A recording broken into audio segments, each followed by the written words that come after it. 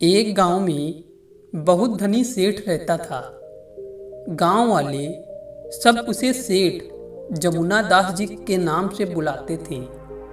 वे बड़े परोपकारी और दयालु किस्म के व्यक्ति थे। वे गरीबों के किसी न किसी तरीके से मदद किया करते रहते थे, चाहे वह धन रूपी मदद हो या परिश्रम रूपी मदद हो। इस कारण गांव में कोई भी व्यक्ति मुसीबत में होता या पैसों की तंगी में होता तो वो सीधा सेठ जी के पास आता। जब भी कोई सेठ जी से कुछ मांगने जाता तो सेठ जी का मुनीम सभी से एक सवाल पूछता कि सेठ जी का कर्ज इस जमाने में चुकाओगे या अगले जमाने में। कुछ ईमानदार लोग बोलते, जी हम इसी जन्म में सारा कर्ज चुका देंगे। वही कुछ बेईमान लोग सोचते कि अगले जन्म में कौन किसको जानेगा, हम तो अगले जन्म में ही चुकाएंगे।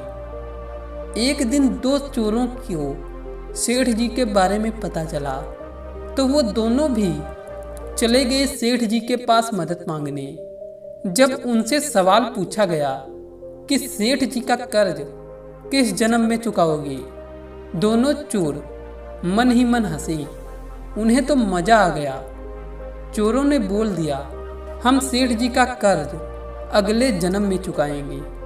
तभी चोरों की नज़र सेठ जी की तिजोरी पर पड़ी, जिसमें ढेर सारा पैसा और सोना रखा था। दोनों को लालच आ गया। दोनों ने रात को तिजोरी चुराने का प्लान बनाया। दोनों चोर पीछे वाले दरवाजे से सेठ जी के घर में घुसे। तभी घर में कुछ उजाला हुआ। दोनों चोर भैंस के तबेले में छुपे थे। वहां दो भैंस आपस में बात कर रहे थे कि मैंने भी सेठ जी से अगले जन्म का कर्जा लिया था और कहा था कि अगले जन्म चुका दूंगी। अब देखो, मुझे सेठ जी के घर भैंस बनकर उनका कर्ज चुकाना पड़ गया। भैंसों की यह बात चोरों ने सुन ली। चोरों को अब समझ में आ गया।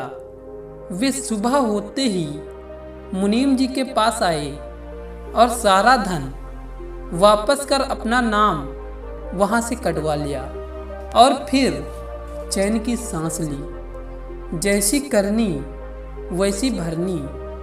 कहानी की सीख, इस कहानी से यही सीख मिलती है कि जो जैसा करता है वह वैसा ही भरता है, चाहे इस जन्म में हो या अगले जन्म में।